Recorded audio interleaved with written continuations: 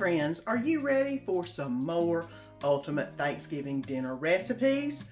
Well, I have got 4 more of our family favorite recipes that we make for the holidays.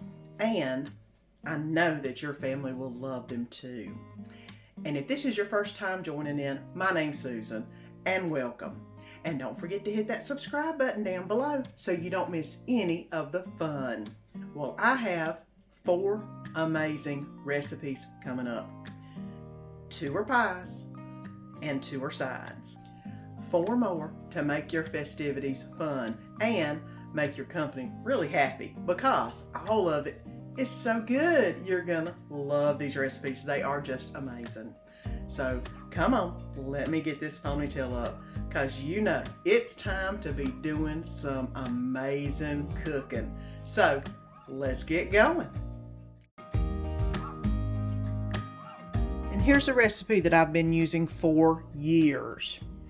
We're going to need 3 cups of sweet potatoes, cooked and mashed, half a cup of sugar, which I've got the sugar right there, 2 eggs that I'll get out of the refrigerator, a half a cup of evaporated milk, a teaspoon of vanilla, and I use the imitation vanilla. I can't tell that much of a difference. A pinch of salt, a 1/3 cup of butter, which basically I melt a full stick of salted butter. Then for the topping, we'll need a 1/3 cup of flour, a cup of brown sugar, a cup of chopped pecans, and again a melted 1/3 cup of butter. And for the actual sweet potatoes, I do add some cinnamon sugar and some of my homemade pumpkin pie spice. If y'all want me to put the recipe in, I will, but this stuff is so good and it's going to make this recipe amazing. So let's get started. And while the sweet potatoes are heating up right now, I'm going to go ahead and do the topping. The topping calls for 1 cup of brown sugar, 1/3 cup of flour, 1 cup of chopped pecans. That's a full cup, but that'll work. And the melted butter I just did in the microwave, the 1 stick of butter melted. And what you're going to do is you're going to mix this together, and then you're going to put it in the fridge. But let me show you what it looks like once you mix it. You don't have to mix it extremely well, but you want it definitely to absorb all the butter into the flour and sugar, because this is going to make kind of like a pecan streusel type topping on top, which to me it's like candied pecans if you've ever had them. It is so good. And now, I don't see any white flour in that. It's all absorbed with the sugar and the butter. And it's time to put it in the refrigerator for just a little bit. You want it not to be this soft. You want it to be a little bit firmer. That way it will stay on top of the sweet potatoes whenever you put them in the container.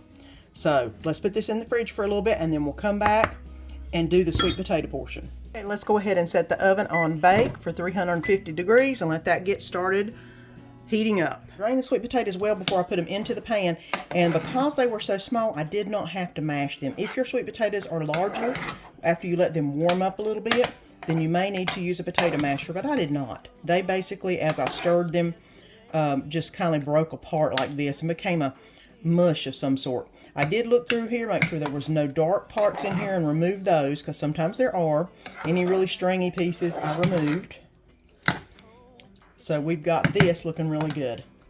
Now the next thing we need to do is add the spices and the evap milk. Those 2 smaller cans made a perfect 3 cups of potatoes.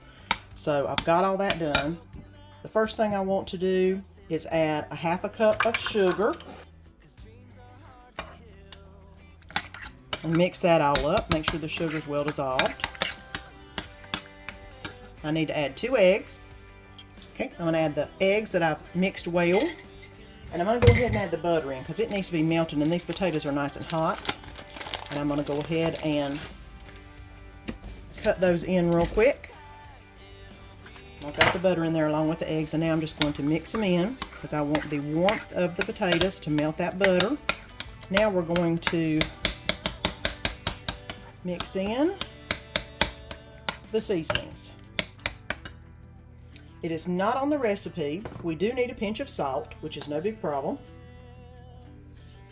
Which right here is salt. I'm going to do a pinch of it. You know, it just helps to make everything taste a little better. And we do need a teaspoon of vanilla. There we go. So we've added the vanilla. We've added the salt. The next thing I want to add is a little bit of cinnamon sugar. I always like to just add a sprinkle of it, just like I do to my pumpkin pies. You'll see that whenever I make them. A little sprinkle of cinnamon sugar, and then a little sprinkle of my homemade pumpkin pie spice. Just a little bit. And then I'm going to whisk that in, or stir that in, excuse me. Okay, evap milk, ½ cup.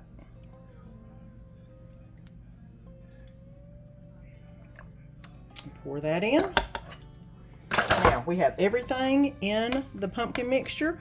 We have the topping mixture completely made and in the fridge, which it doesn't need to stay in there long. It just needs to stay in there long enough to keep cool. So whenever we put it on top of this, it doesn't sink to the bottom or separate up. We want it to be able to float on top and stay on top. That way it'll make a wonderful crust. The oven is ready now. I've gotten the topping out of the refrigerator and used my fingers to mush it up a little bit. Now let me show you how I put it on top of the sweet potatoes. And this is why you want it to be cold. So it will stay on the top and not go all the way to the bottom. Every part of the top has been covered with some type of a topping. And it's ready to go in the oven at 350 for 35 to 40 minutes. So let's go ahead and start it in the oven at 350 for 35 minutes and we'll see where we are. And I'll set my timer for 35 minutes and we'll see what it looks like whenever we get there. I've cooked it for 40 minutes and it is still jiggly on top. So I'm going to turn the oven off and leave it in here in the oven to firm up just a little bit, probably about 5 more minutes with the oven completely off. And we'll see where it's at. I've got the sweet potato casserole out of the oven. I've let it cool down, and as it cools down, the jiggling that happens in there quits. It becomes more solid. It isn't like crispy solid, but it's more solid to where there is a solid pecan crust on top and then sweet potato on bottom. It's so good. Whether you consider this a dessert or a side is up to you. It is amazing. Okay, let's get going on this pecan pie. And like I said, it's not your usual Karo syrup pecan pie. This is Trisha Yearwood's pecan pie. And it's a little different, but I like it because it doesn't have the ooey gooey that I never could seem to get to set up in the Karo. That's not my favorite thing. This one is a little more set up and it does really good. So, first thing we're going to do is turn the oven on to 325. Start preheating that oven. And then I'm going to put some holes in the pie shell. And you want to make sure that there's holes in the pie shell that way. And I do all the way around the sides and all the way along the bottom. So that way as it bakes, if there's any air that gets under there, these holes will help release the air so it won't bubble up the crust. So there you go. Looks like I've got that done pretty well. Okay, let's get started on what's going in the middle of this pie. I'll give you a list of the ingredients. 1 cup brown sugar, 2 eggs mixed up, 1 tablespoon all-purpose flour, 1 cup of regular sugar, 1.5 tablespoons of vanilla, 1 cup of chopped pecans. There is also going to be 1 cup of pecan halves, which I haven't got out yet, 2 tablespoons of just milk, and then 1 stick of butter melted. And I believe that's all of it. Yep, that's everything. So let's get to putting it into the mixing bowl and get it all mixed up together. Okay, first thing we're going to do is get you to where you can see the mixing bowl. There we go. First thing we're going to do is add the 1 cup of brown sugar, the 1 cup of granulated sugar, and the 2 eggs. Now we are going to go ahead and mix those, and I'm just going to use a fork because I know in a little bit we're going to be putting pecans in there, and you need something that you can get around stuff that's not small, to say the least. So here we go. Okay, we've got that nicely mixed up. The next thing we're going to do is add the chopped pecans, which is 1 cup of chopped pecans, the 1 stick of melted butter, the 2 tablespoons of milk, 1, 2, the 1 tablespoon of flour, which is all-purpose flour, so it's 1½ teaspoons of vanilla, not tablespoons. 1½ teaspoons of vanilla. So I'm going to do 1 and a half. That's pretty good. And I'm going to mix this all together. Like I said, it's not as ooey gooey as the K-row, and I don't like that because I don't like the K-row because I like it to be set up firmer. And this one is that. It sets up a little firmer. It doesn't have all of that K-row syrup at the bottom. I guess some people like it. I'm not a fan. Okay, so we've got everything mixed up. And I'm going to wait for the oven to finish heating up, and then we'll pour this in the pie shell and put the pecan halves on top and rearrange them nice and pretty. So we'll come back here in a minute. The oven is preheated. We're going to go ahead and pour the ingredients into the pie shell, which this is a deep dish pie shell. It's the only kind of pies I make, I swear, because I like to have lots of stuff in them. I don't know if you can see how rich that looks, because it is rich, and it is going to be really good. Okay, we've got that in there. So I'm going to get big ones on the outside here. I may have to speed this up because y'all, it takes me a while to do this. Okay, now that looks good. Now let's get it in the oven. Right, and there that is in the oven, and it's going to be cooking for 55 minutes.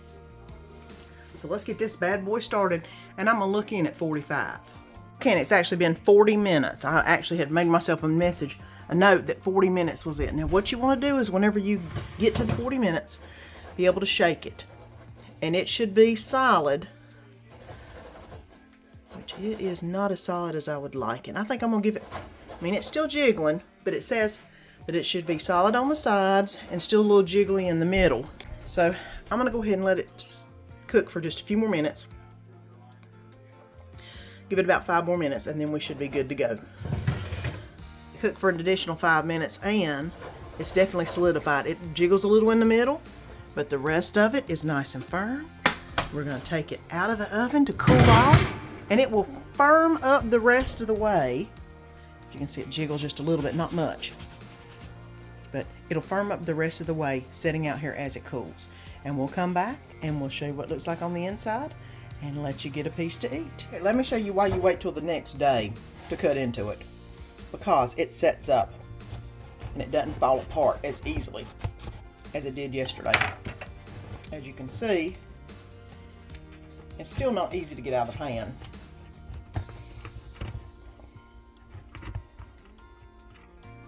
But it does, to some degree, hold its pie shape. This is still the best pecan pie you will ever eat. You've got to try it. This is the only one I ever make now.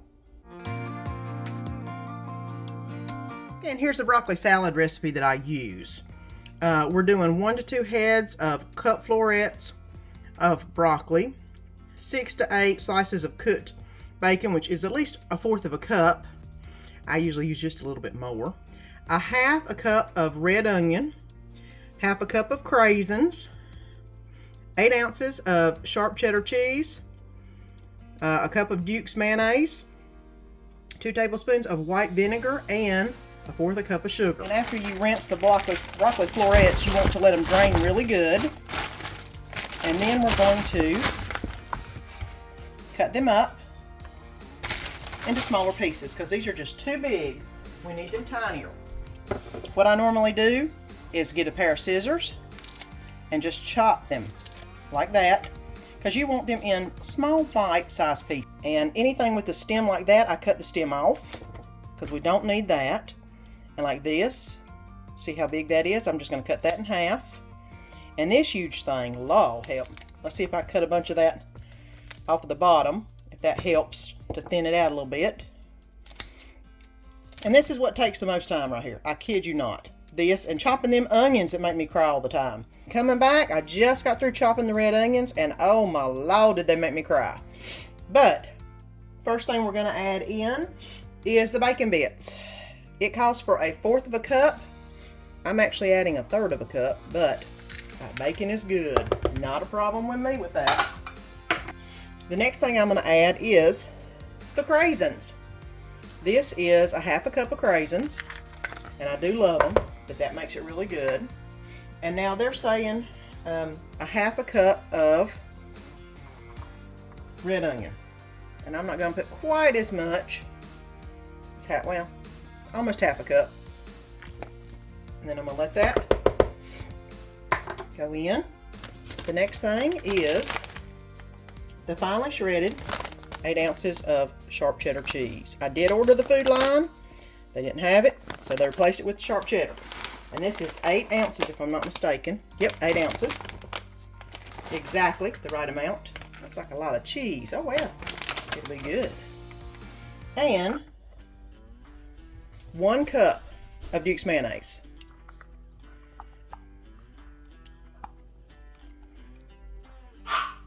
And I'm going to stir this around and get it all mixed up. And I'm going to add 1/4 cup of sugar in here. And I know it sounds weird, but it makes it taste good.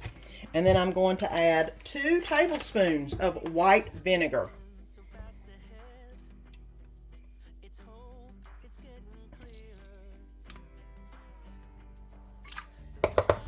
And I'm going to mix it up a little bit more and get that all combined. And I'm going to go ahead and put this broccoli salad into a gallon Ziploc bag, because there is a secret to this. You need to put it in the refrigerator and let it sit there overnight. That way, all of the mayonnaise, all of the vinegar and sugar all melt together and make it amazing. It's kind of like a dressing that needs to stay on the salad overnight. When you get the broccoli salad out the next day, it looks like all the stuff's at the bottom. All you do is just mix it around in with the broccoli and then put it on your plate to eat.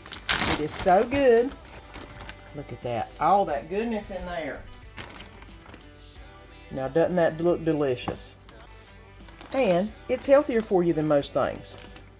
There you go. Broccoli salad. So good, so easy, and so easy to take along with you. Here is the recipe: world's best key lime pie. What you'll need is a 10-inch graham cracker pie crust, which is called the deep dish. You'll need 1 can of sweetened condensed milk, which is 14 ounces.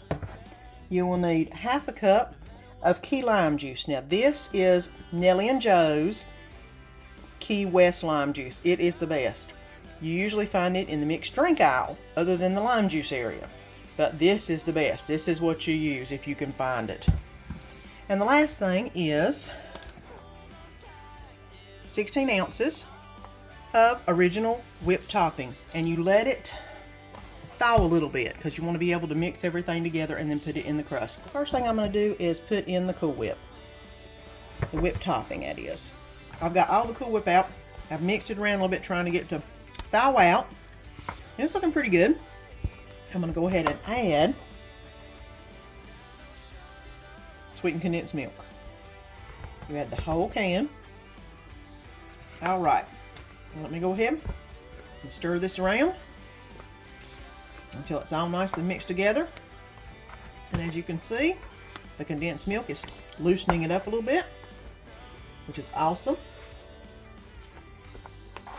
And I have tried using a whisk with this. It works okay, For some reason, the spatula seems to do a better job. I mean, mind you,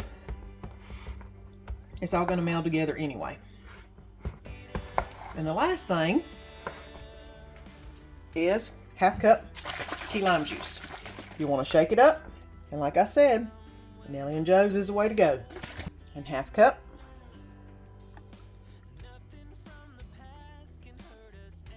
And pour it in. All right.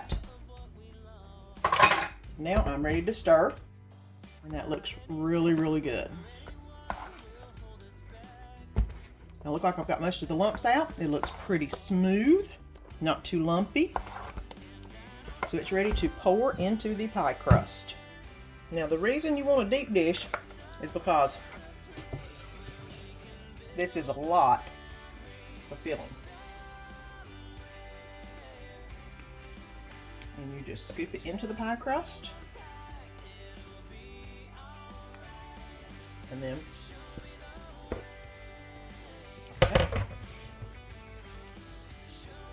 get it fanned out to the edges. Try to get it evened out. And that looks pretty dang good. Look at that. We'll turn this over, close the edges, and put it in the refrigerator for at least 1 hour. And if you're wanting a lighter dessert for Thanksgiving, this is it. It is so good, you will not be disappointed. Well friends, I hope you enjoyed this video. And if you haven't already subscribed, press that button down below and subscribe so you don't miss any of the fun. And let our family be a part of your family.